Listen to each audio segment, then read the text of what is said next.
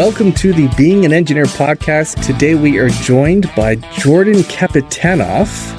And Jordan is a mechanical engineer turned operations leader, Lean Six Sigma black belt, and now co-founder at Coforge Technologies, also head coach at Thinking Cap Personal and Career Coaching. Jordan has spent nearly 2 decades driving operational excellence, quality transformation, and innovation inside manufacturing organizations. And now he's helping individuals and companies level up both performance and leadership. Jordan, thank you so much for being with us on the show today. Aaron, thanks for having me. I'm excited to be here with you. So just a little behind the scenes info for all of you listening right now. Jordan and I have spent literally the last hour fighting IT issues on both ends, and we have finally got to a place that everything is, for the most part, working. So Jordan, it's workable. It's workable, yeah. Thank you for bearing through that with me. Gosh, what a nightmare that was. All right. All good. All good. That's right. We figured it out. So we're going to start with a couple of rapid fire question and answers here to help the audience get to know you quickly. Jordan, here we go. First question, okay. Solo problem solving or team brainstorming? Oh, for sure. Team brainstorming every day. Yeah, that's it for me. Intuition or data? I wish I could use my intuition, but I need data. And last one, if you could instantly master one engineering skill, what would it be? Oh, okay, this one's a little harder. I would say GD&T. Oh, good one. Dimension intolerance. Yeah. That's a game changer. Yeah, that's a tricky one. We had, do you know Dean? He was at our PDX event last year. Dean, he's got a great YouTube channel. He's just a GD&T master. He's got some great content out there, but that's a deep subject, yeah. And I'm not great with GD&T either. I think my answer for that one would have been electrical engineering, because I am awful when it comes to anything electrical related. If you want to break it, give it to me. Yeah, electrical related. That's great. Yeah, there's plenty of that too. There's most of engineering. It's difficult to answer because you can instantly think of all the things that you know you could be better at. And so you're overwhelmed with, oh man, I'm not very good at this one. I could be better at. So really pick any of those and you're going to be good. Yeah, there's a lot to choose from.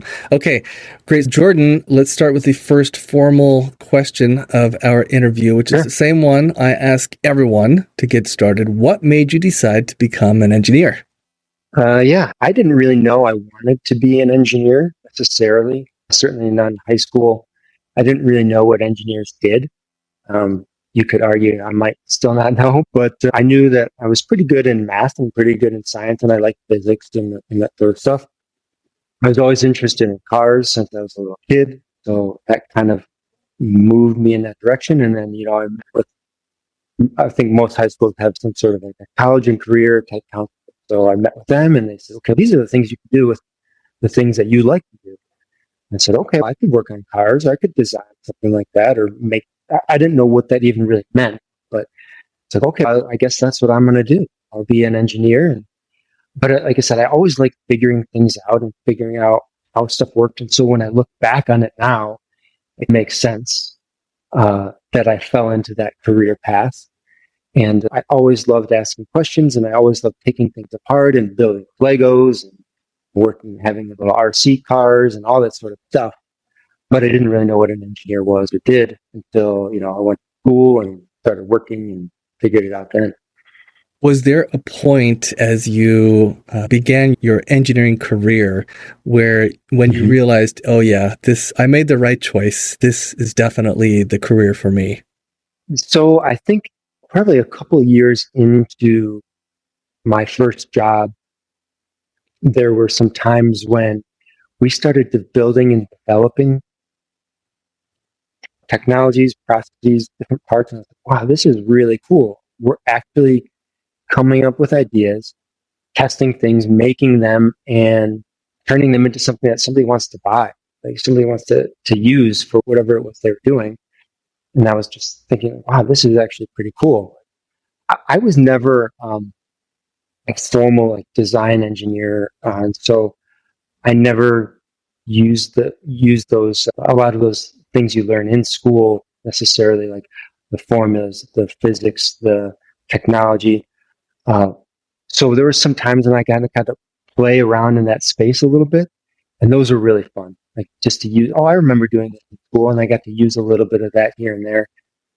And then I gravitated towards other things, and I recognized there's still some of those skills and problem-solving techniques and ways of going about understanding things that are applicable regardless of whether or not you're a traditional mechanical design engineer or electrical design engineer. You can be using all sorts. But yeah, there was some time earlier on in my career when we were developing, and I was part of some design teams. Oh man, this is like really cool. I'm a real engineer now. Nice. Yeah, I remember working on a human-powered submarine or submersible project back in college and thinking, yeah, this is cool. This is what I signed up for. And I'm actually using the CAD skills I learned and some of the calculations I learned. And that was a fun experience. All right. If you would, give everyone just maybe a 60-second background. What are some of the things that you have done in your career today? What's your general background as an engineer? Yeah, so you mentioned in the intro, mechanical engineer by education. And the school I went to, Kettering University, has a program where you do a co-op from when you're essentially a freshman through when you graduate. And so I was able to see how things work right out of high school. And I worked at a company that made fasteners, which sounds incredibly boring.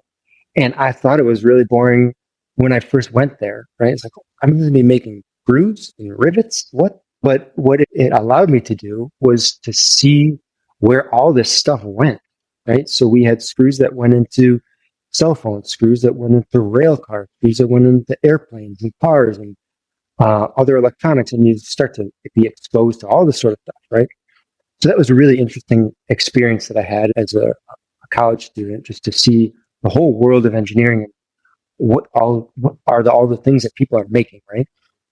So I went through there and went to a company that made electric motors and gearboxes. And I did applications engineering, and then I transitioned into process development. And I really got interested in lean manufacturing, process improvement work, and how to apply some of those skills to engineering and office-related processes. So I spent some time doing that. And then I moved into some quality roles, which again, I was really hesitant about. I don't want to be in quality. I don't want to work on other people's problems. I've got plenty of my own. I was resistant for a bunch of reasons. I was able to go and do that with some convincing. But I'm glad I did. It was an awesome experience, and we can talk about that at some point here later. But went through that, then moved into an engineering management role, and I started moving into more leadership roles at that point. And then into another company where I was focused more on to continuous improvement, industrial engineering leadership, and then moved on into another role in operations, direct operations. So I'd always worked in a company that made something and made it at that same facility. I always loved that, and I loved being a part of and next to manufacturing and supporting manufacturing. And then I moved my last role before Coforge Technologies. I moved into a role where I was direct operations management. So that was a whole nother world that I moved into. Really enjoyed that, a lot of learning experiences. And then I moved into my current role today, which is running and operating Coforge Technologies. I want to go back to the screw manufacturing place because I have some questions about that. I've actually wondered about this, and I've never taken the time to go and look it up, which is embarrassing. But screw manufacturing. So you guys were making what, like Phillips head and pan head screws and machine screws and all the different types of screws, basically? Yeah, you got it. So the company I work for is called Extron Fastening Systems, and I think they since have sold or moved. I don't even know what they're called anymore, but it was in Rockford, Illinois, which, fun fact, used to be the screw manufacturing capital of the world. Moved there and worked there. But so this company, the designer and have patents on the Torx and Torx Plus screw heads. I know many people have love-hate relationships with the Torx head screws, but yeah, they did all the design and they did the applications engineering and then the manufacturing. There was still, even when I was there was still a lot of manufacturing in Rockford. It's funny you mentioned Rockford. And rivets. I should say rivets. And rivets. I've actually been to Rockford, Illinois. I have a cousin who used to live there. And as a kid, we went up there a couple of times to go visit the cousins. It's a fun trip down memory lane. Okay, so manufacturing screws, you guys are pumping out like millions and millions of screws, I'm sure. This is such a silly question. It's probably such an obvious answer, and it's going to be embarrassing even asking this. But you're a pro in this area, so I'd be remiss if I passed up this opportunity. Looking at like a Torx is a good example, or a Phillips head, or the hex recess in a machine screw. How do they get these recesses in the head of the screw? Is it like a punching operation? Yeah, so it's a forging. Yeah, it's a forging or upset forging operation. Yeah, so they would have, they call them headers, a header machine. And so they could have multiple passes that create that shape. But essentially you have a steel wire that you're pulling off of a coil as you're running into this machine, and it's grabbing the part, and it grabs the part and it puts it against a die, and then it strikes the head of the machine, and it will could cut it at the same time potentially. Or a series of dies will come in and it will make 1, 2, 3 different punches to upset the head, and then it will cut off the part, and then it will roll down to the next operation. But yeah, upset forging or a header, die header machine. Interesting. Okay, so you start with just a wire that comes off a giant spool. Yeah, you got it. Even for like various. So they did have some processes where they would machine the screws, some of the larger, more complex ones, but the vast majority, it was wire, a various gauge wire, right, that would run off the machine and get pulled into the machine, and then it would do this forging operation or upset forging operation, and then roll out to the next machine, which is usually, I think it was, most of the time it was like a roll threader was the next operation, so that's how they applied the threads. You can have machine threads, but most of the bolts and fasteners are using a roll threader, which is 2 plates with your profile in there, and roll the screw through that part. And okay, but machine threads are different. They use some kind of a tap or a die. Machine thread is what you would, exactly what you would think of when you're cutting, so that you're doing material removal. But a roll thread, you don't have material removal, you're forming. Okay. All right. So even like a number 10 screw or a quarter 20 or something like that, a little bit larger diameter, even those are being pulled off of, it's bigger than what most of us think of as a wire, but it's just being pulled off of a spool at that size, huh? Yeah, you got it. Right. And so they stretch it, and then they can make sure that's the right shape. So it goes through a little series of dies to make sure that the diameters are correct. So it's pulling or stretching. So you're doing a couple of things, getting the right diameter, and you're work hardening the material a little bit as you're going through and doing that operation. But it's mostly pulled off and then cut and rolled, just rolling at one after another. And then the head, it's not like you're removing material to get down to the thread diameter starting from a head size diameter. You're using some kind of ram to forge that material into the head shape, including whatever recess, a hex or a Phillips or a flathead. Or you got it. Wow. Okay, fascinating. That's so cool.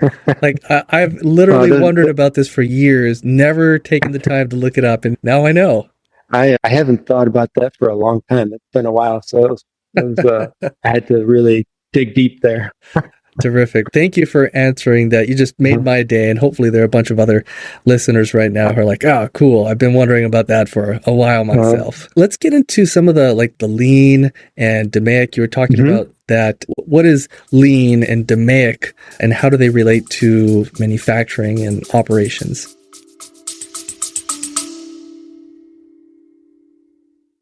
Early bird tickets are now available for PDX 2026, but only for a few weeks.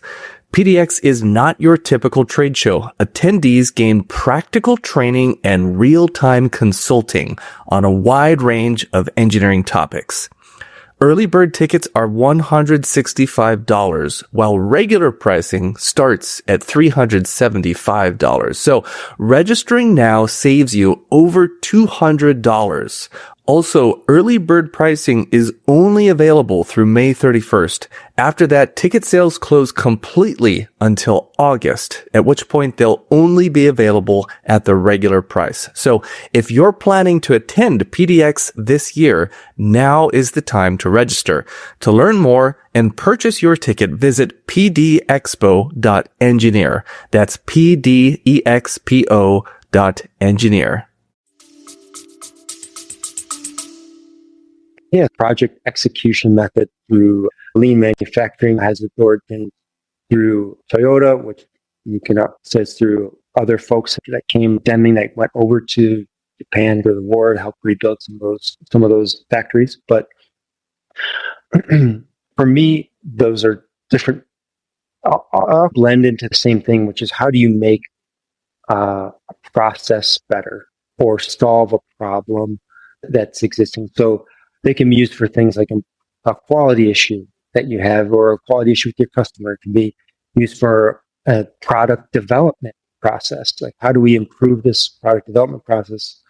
Or how do we go through and create a design of experiments or create a design process to help us evaluate what's going to be the next thing to select or use on this build or this project. So if you have multiple options or ideas, you want to validate those, you can use these processes. But for me, a lot of what I did was, at least earlier on, was I used those lean manufacturing tools to improve processes. And I started with engineering processes. So that was a little bit backwards from how a lot of people do it. But that's what I saw and I had an interest in, which was as an applications engineer starting out, I recognized, man, there's a lot of things we do that just don't make sense. At least they didn't to me. So, like, why would we record all of this information from our customer on a piece of paper, file that away, and then we'd have to write the same information on an electronic file and store that in our electronic file folder? And it was just, that was the first thing that kind of sparked my curiosity. Why are we doing this? This doesn't make sense to do this twice. And then it snowballed from there. Where else do we have things that just don't seem right? And I didn't really know what lean meant at that point. I just knew this was a waste of my time. That's what I knew. And kind of what you discover through learning about lean manufacturing and lean methodologies is that really what you're looking for was what's wasting time. There's different ways to quantify that and classify that. There's different ways to look for it and observe it. But essentially, you're just trying to find the things that nobody really values or cares about and get those out and just do the things that people really care about and people want. And so that's where it started with my applications engineering work. Do you think of a specific example, a story that you could share that illustrates that principle of looking for waste, basically the stuff, the part of operations that nobody really wants or cares about, and weeding those out? Is there like a specific example that you can share to help illustrate that point? Yeah, I can think of one from an engineering process, and then as I'm going, if I think of one from operations, I'll share that too. But one of the things that we found when we were going through and trying to improve our engineering prototype development process was that whenever we would send off a request to another engineer, hey, can you do this part of the job for me? There was always a lag and a wait. And sometimes it was an hour. Most of the time it was not, right? Most of the time it was longer than that. Usually it ended up being about a day, which doesn't seem like that big of a deal. Hey, I made my request and they're going to get on it the next day. But when you do that 10 times or 20 times, you have 20 days of nothing. It's just a request sitting out there. And so that's something that's probably, most people were to look at their processes, office-related processes, you're going to find that anytime you request something from someone else, you've added one day. And we found that in this process. So the application engineer, me, would make a request to a design engineer to either make this is when I worked at a motor manufacturer, make a new motor design or make a gearbox design. Usually those would not be in parallel, those would be sequential. And so there would be one day request to make the motor, and then they would make their motor, and then I'd another day request to make the gearbox, and then they would make the gearbox. And then there'd be another request to make the to do the testing in the lab, right? So you add all these things up, and we found, man, we're actually not that bad at what we do. When we get on the work, we're pretty good, and we know what we're doing, and we're making good stuff. It's just all this waiting time in between. So that's one of the 8 wastes that you learn, like with lean manufacturing, is waiting. So the waste of waiting, nobody's paying for that. You're not asking me to do this and then wait. So just by changing around the processing, how we make requests, or moving people physically closer together so that they can just work on the next thing, we eliminated a bunch of wait time. And we didn't have to change anything about what we're doing in the design. We just had to stop waiting and stop making those sequential requests. And we saw a big improvement in that process. I guess we saw the same thing also with some of our manufacturing processes. The company I worked at before Coforge, we were doing a lot of stall builds, and we would build something up and complete here, and then it would sit and then wait to go to the next stage or the next phase of the build. So instead, what we said was, well, we can move these processes closer together. We can divide up the work among a few different people, but now the work will move. As soon as it's done here, it goes here, and everyone can see where it has moved to. You don't have to search and look for these parts or on these carts in various places tucked away. We know now it's going to go from here to here, and we've eliminated that wait time. And they're relatively easy to fix once you find them. Is there a process for doing this? Obviously, there is the answer. But I remember as a young engineer hearing about operations and manufacturing and eliminating waste and just imagining to myself, how does that work? There's this guy or girl whose job it is to go around and find waste and get rid of it. How does that actually work? Is it a person literally walking around the factory floor, just looking at what's happening and then making notes and then deciding, okay, here's an area that I think we can eliminate waste? Did you find that there was a high level like procedure that you could follow that was codified and could be passed on to others?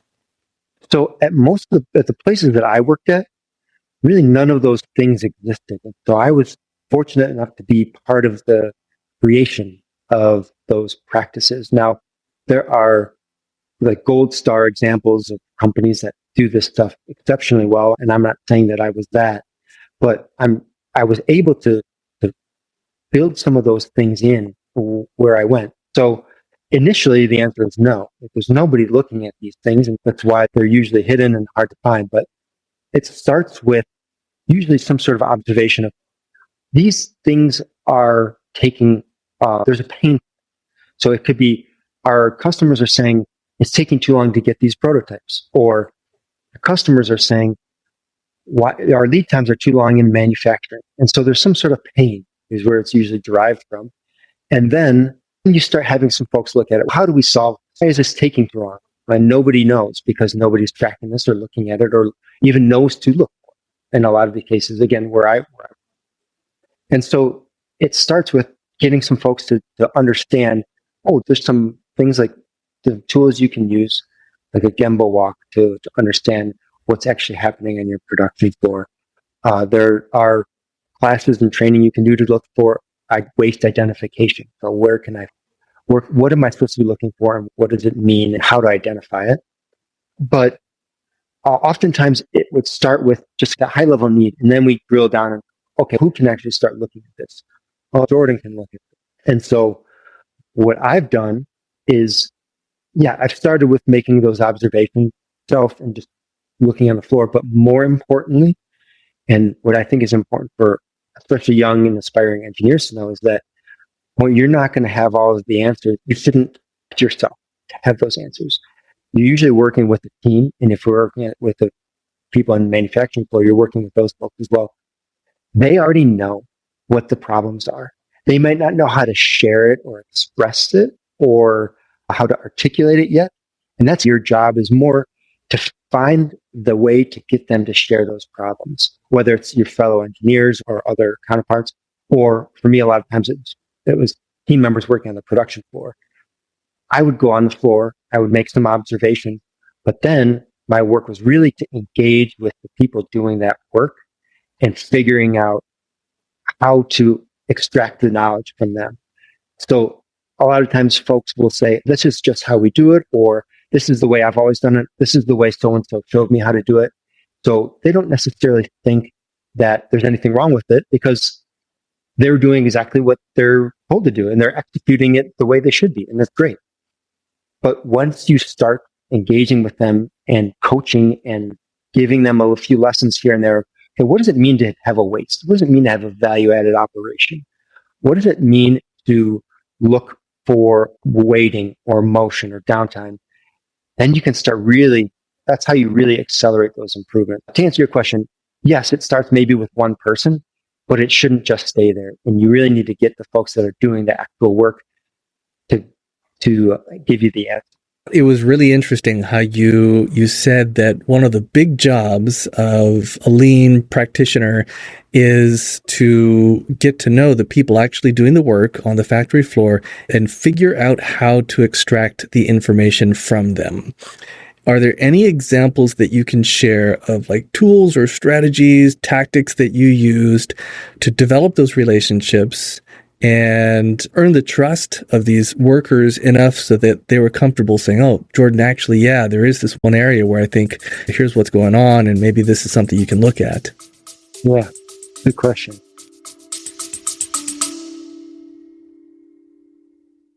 Pipeline now offers procurement of custom machined parts at significantly lower costs without sacrificing speed or quality. We design and build custom machines ourselves, so we consume a lot of precision machined components. Over the past several years, we developed a proven overseas supply chain to support that work, and in 2025, we successfully piloted that capability with select customers. Now, we're opening it up more broadly. If you'd like to see how our prices and lead times compare, send us a drawing or two for quote.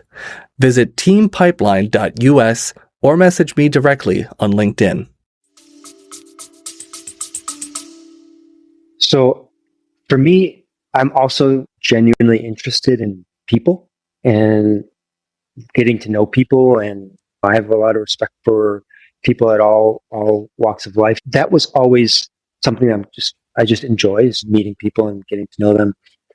But at some point, and I was able to, again, working in a co-op, I was the youngest, I was still in college, so there's all these people around, I know what they're doing. And so it started with, man, I should just shut up and listen because I don't know what I'm talking about, and these people do. And I've been able to keep that mentality, even when I've learned more and gained more, to remember that there's still a lot of people out there that know a lot more than I do in certain areas, and I just need to shut up and listen. And I think people can respect that if you give them the opportunity to talk and you're not talking over them, you're not waiting for them to finish, you're actually engaging in a real conversation. Anyone will respect that. Asking for somebody else's input, asking for their ideas, and then listening to that and following up. One of the people that's the job I worked at, a guy that was the lead laser operator, a fiber laser operator, who would cut a bunch of steel plates and he would do all this stuff. And he was a older gentleman, gruff and grumpy and very intimidating kind of a type of person. He just looked like he wanted to be left to himself and he didn't want to talk to anyone. And I was in charge of leading a project to bring in a new laser, create this whole new floor layout process. And I knew, man, I need to get his input when I'm doing this. And so I made it a point, I'm going to make this guy my friend because I need to know what he knows. I'm going to make this successful. Not only that, but ultimately what I'm doing is going to be used by him. And so in a way, he is my customer. That's another maybe way to think about it too, is that a lot of the work that you're doing, yes, you have your end user, your customer, but your internal customer is going to be somebody else that's using what you've done, whether it's the design that you made that somebody has to put together, or the machine that you purchased that somebody has to use, or a process you developed that somebody has to live with and work in. And so if you can recognize and understand there's internal customers as well that you need to make sure are satisfied, it's going to help. But back to this person, I just made it a point to go out and talk to him, even though at first it was uncomfortable and maybe intimidating. I just made it a point to say, "Hey, how you doing today? What's going on?" And you just little by little kind of engage. And then, "Hey, I'm building this thing, but what's going on with this machine that we're trying to replace? What don't you like about it?" It opens up, and you learn what all these people are doing. You learn, at least from him, "Hey, I don't like that this machine does this." And I said, "Oh, okay. I can add that to my list of questions when I'm going out to talk to these machine manufacturers. What do you do here? What do you do here?" And then I can feed that back. And now there's this relationship. "Hey, I learned that these machines do this. What do you think about these aspects of the equipment?" "Yeah, I think I could work on that." And then you can bring him in on the training. And then you say, "Okay, I'm going to do training for this, but I need you now as part of this development. I'm going to bring you in on this training. Now you're part of the team. Now I'm also expecting something, some contribution from you. So you're going to be part of this team, but now you are my lead trainer for all the other folks that are going to use this equipment. So you're going to have to help me create this training plan. What do they need to know?" And now you've got someone that's really engaged and it has some skin in the game to really help bring this thing to the next level. So I've done that several times. One is engage with people and really understand them and become with them, and then teach them, coach them, encourage them, but then make them part of the team that's solving the problem. Gold right there, Jordan. That was a master class in building trust with people. I don't know about that, but thank you. That was really great. Yeah, thank you. I genuinely think there are a lot of people listening to this who are going to be able to take what you just explained and start applying that right away, because you gave some great detail there. It was a very relatable experience. Thank you. Oh, awesome. Yeah, I always thought as I moved through my engineering career, I also recognized that maybe I wasn't the best traditional engineer. I'm sitting around all these really smart guys. "Man, you can make that? You know how to do these things?" So I have to find something else that I can be good at and solve problems too. And I've joked with my wife that, man, maybe I should have been like a psychologist or something like that. That would have helped me with kind of the career choices I made. That's a really interesting comment. So at some point, you started to believe that maybe there are other aspects or avenues of engineering where I could add more value than where I am right now. How did that realization come about, and what did you do following that realization? I talked a little bit about what I did when I moved from the applications engineering role in my first company I worked for to working on the lean process improvement stuff. And that I thought was really exciting, because you could take this thing that doesn't really exist, right? This is theoretical thing that we do to make product that comes out of it, and make that better. So we could either make better products because we've improved how we design, with the processes that we use, how we evaluate our design, or just allow us to make more of them by shortening that time. Working on that, and then seeing how people interacted with that process. Like, oh, at first they don't want to do it, because I'm telling other degreed engineers that have a lot of experience when I'm 1 or 2 years out of college that they need to be doing something different. So back to maybe some of that psychology of how do you convince people and engage with people and have them try to do something different. But seeing that work, seeing us make a process better, also helped me recognize, man, I can make a process better, but I can also make people better in how they do their work through different ways of encouraging them to take different training, or to behave in a different way, or to try something new, or to work with somebody in a different way, or to get them more education, or whatever it is, get them exposure to different parts of the business. I can make people better engineers or better operators or whatever it is as well. And that really interested me. Just how do you make processes and people better?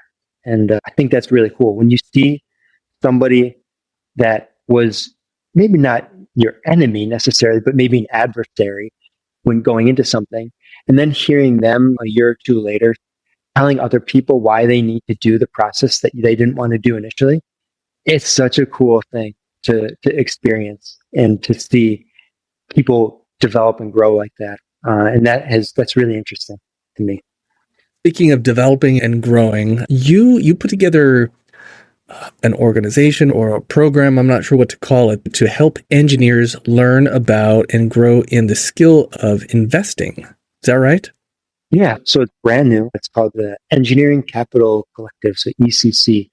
So myself and my business partners at Coforge have also been talking about, maybe at a higher level, more existential level, how do we help people, specifically engineers, be the best versions of themselves?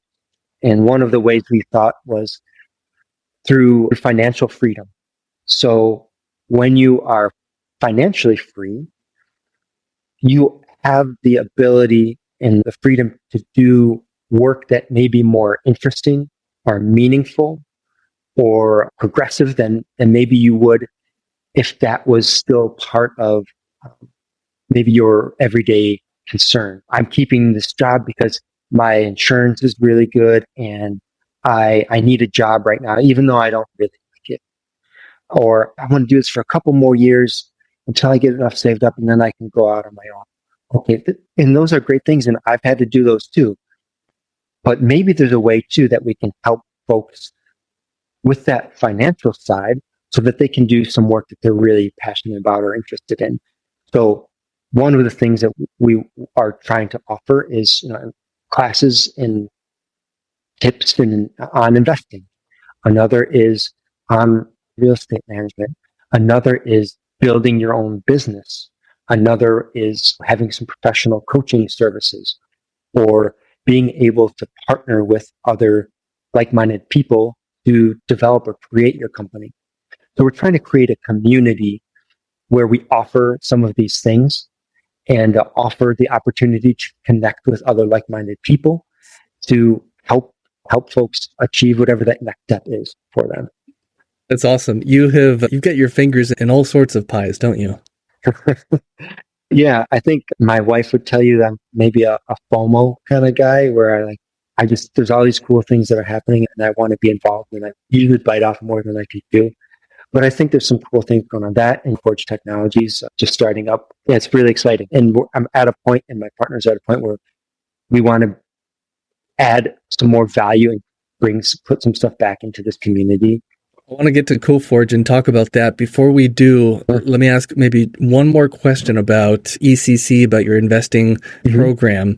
Let's see, I'm trying to think of a question that can give a high impact answer without taking too much more time on this topic. But what's your favorite thing about this program or the impact that you've seen it have in an engineer's life or even in your own life? But just thinking about the investment program in general, is there one, if you were to put something on a billboard that millions of people were going to see about investing, whether it's real estate or whatever, what would that be?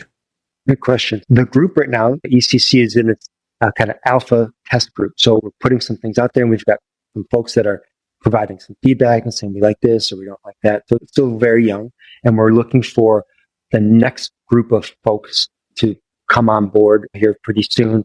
It's like our beta test group, if you will, to start working on it. But one of the things I like is we just put some really basic stuff out there. Hey, we're investing, so-and-so is investing in this, or someone's purchased options in this. And it's just some little things like, okay, now why did you do that? And so it can build from there. Or if you don't really want to think about that and you just want to look at some of those options, you can say, okay, maybe I have a little bit of disposable income and I'll just try that. I'll experiment. So it's really easy. We put some stuff out there just to say, here's what so-and-so is investing in. You want to try it? You're welcome to try it. And we'll explain, here's why. And we see these things that we think are attractive for making this purchase or making this sale.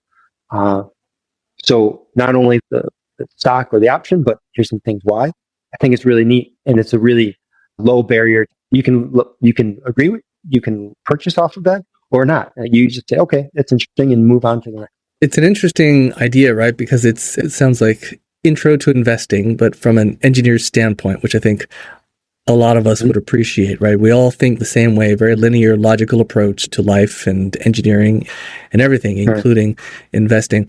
So let's get to and I think really quick, I think one thing that engineers we can be risk averse, a risk averse group. Not necessarily that we are tucked away in our closet and we're afraid to go outside, but we like to know all the things that are happening, all the different variables and all the different ways this could go wrong.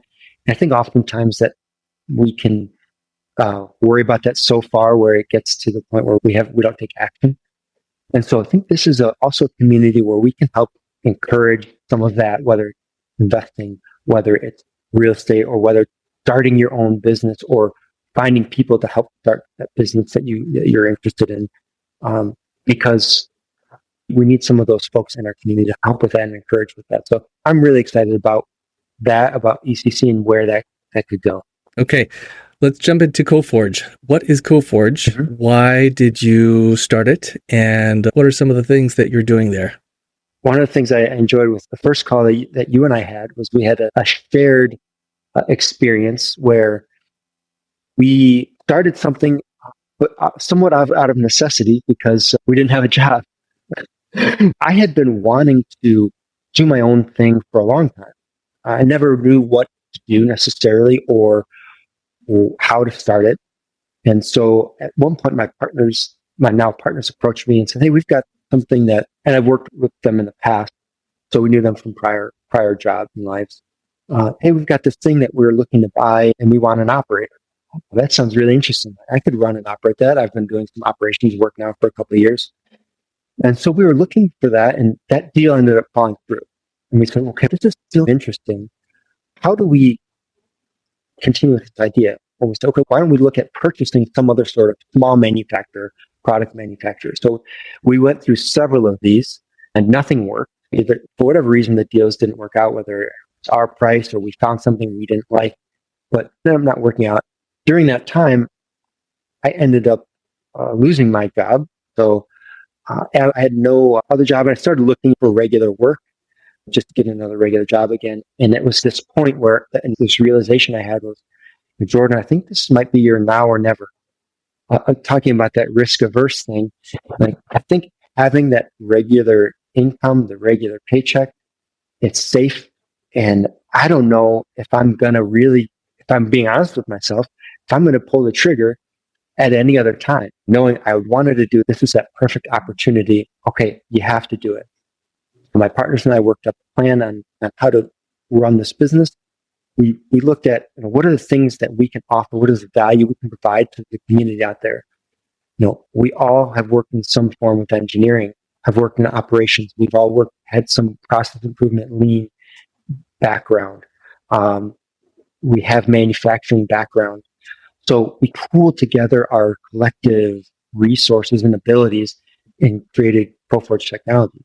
And so Coforge is a assembly and engineering services company, but really we can help the entire value stream from a company, whether that's working on your designs for manufacturability stuff, process layout, procuring parts, manufacturing, assembly, aftermarket support, customer support, fulfillment, things like that. But we focused on that assembly and engineering element.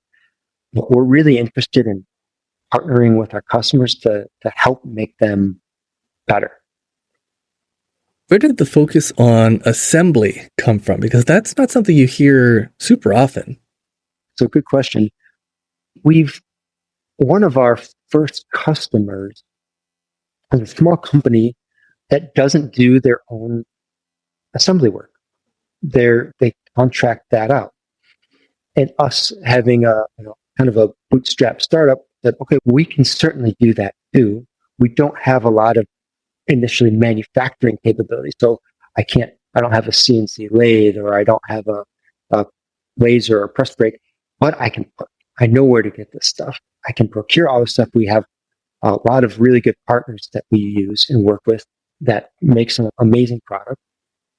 And we can utilize those resources and then assemble and put those things together using my experience in lean manufacturing, process development, product testing, and deliver that to the customer. So there's a lot of folks out there that don't have manufacturing capabilities at all, or they have capabilities, but they're over their capacity. So it's either something they don't want to do or they don't have time to do. And so we want to be the partner to help them absorb that extra capacity so we can ramp up quickly. We can be turned on and off. If it's a peak demand thing and they don't necessarily want to staff for those peak seasons, we can be there for a peak demand. And we just think it's a really interesting space to be in, especially in certain areas that are growing in energy or in medical that are growing really rapidly. We can be there to support those. Yeah, sometimes you just go where the market leads you. I remember in the not earlier days of Pipeline, we started doing product design and product development. That's what we did the very first day, right? When Pipeline started, it was all designing a cell phone case or maybe a medical device or something like that. Lots of design for plastic injection molding and CNC machining. And then one of our customers asked us to design a test fixture. And they said, can you do that? Can you design test fixtures? And we said, what's a test fixture? Yeah, we can do that. And so we did, and they loved it. And they're like, hey, we need more of this kind of thing. So we ended up just doing tons and tons of test fixtures for mostly this one large medical device company. And that led to some motion control, and then that led to full automation. And these days, the vast majority of everything we do is machine design and automation and test fixtures and things like that. And that was all driven by the market. We never had there was no intentionality really behind that, no grand master plan from the beginning. Our customers just started asking us to do it, and it naturally progressed. And we followed that direction that was more or less dictated by the market. I think we're following that same thread where we see, especially in energy and power transmission, there's a lot going on there. And once you start maybe with one, your vision expands. Who else can we help? Or maybe there's another partner of theirs that could utilize the same services that we're offering. And so that's been really interesting. Is our approach to finding and winning customers has changed. And for me, as an engineer, now transitioning into some more of the sales role has been really interesting. Tending to be a sales guy and doing all that work has been another career change that's been fun and scary. But yeah, now going down the path of, okay, we've got this one figured out, well, who else plays in the space? And you're just drilling down into that subcategory of energy or power transmission or medical or whatever it is, and finding out what else is going on in those industries. Yeah. All right, Jordan, let me ask you one more question, and then we'll wrap things up here. And this question is for you. I hope it benefits you more than anyone else. I've been doing this at the end of interviews on the podcast. I would love for you to share what is one thing that you're looking for, something that you could use help with, whether it's looking for a particular vendor or more information on a technology. Maybe you're trying to locate a subject matter expert in some particular area or another. But all of the listeners who are listening to this right now, which at this point I promise is more than just my mom and sister, what is one thing that they can help you with? Oh, that's really cool. I think as we're growing, certainly the opportunity to interact with potential customers, would love that, right? Who doesn't Sure. want? So if there's anyone else that needs interested in our services, I'd love to be able to talk to them. We're at the point where we're starting to look for some folks that may be able to help with some of that, I'll call it technical operations work. So understand how to read drawings, how to interpret information from the customer, and how to move that into the assembly. So how do I take this information? So we're starting the process of looking for some folks that might be interested in that sort of work. As far as industries go, we have some really smart folks that help us, and we work with or are part of our team in energy and power transmission. And we're also looking for some folks that are in the medical industry or are very familiar with that in terms of regulation and testing and approval, or being a approved supplier in that industry. So I'd be interested to know more about working in that field. Just to make sure it's clear for those listening, the technical operations support that you mentioned before, are you referring to someone who can do process development? Like they can receive a technical data package from a customer, understand what's trying to be assembled, manufactured, and then figure out the process for someone, factory floor work or someone like that to do that job? So that's actually for Coforge. So somebody that would be able to take that information and help set up our employees at Coforge to run that work. Yeah. So the engineer in between receiving the data package from your customer and then actually putting together the process for your Coforge employees to execute that process. That's right. Got it. Okay, great. All right. For all of you out there, if that's something you think you can help Jordan with, by all means, reach out to him. We will have a link to his LinkedIn profile in the show notes. That's Jordan Kapitanoff. And Jordan, what outside of LinkedIn, are there other ways that people should reach out and get in touch with you? LinkedIn's a great one for both Coforge or ECC, or want to get in touch. That's a good one. You have to email me at Coforge or jordan.kapitanoff at coforge-tech.com. So happy to engage with folks there as well. Perfect. And Kapitanoff, that's Kapitanoff. Yes. All right. Jordan, thank you so much for being on the podcast today. It was super fun talking with you and finally learning how screws were made, among other things. Yeah, thanks for having me. I really appreciate it. I'm Aaron Moncur, founder of Pipeline Design and Engineering. If you liked what you heard today, please share the episode. To learn how your team can leverage our team's expertise developing advanced manufacturing processes, automated machines, and custom fixtures, complemented with product design and R&D services, visit us at teampipeline.us. To join a vibrant community of engineers online, visit thewave.engineer. Thank you for listening.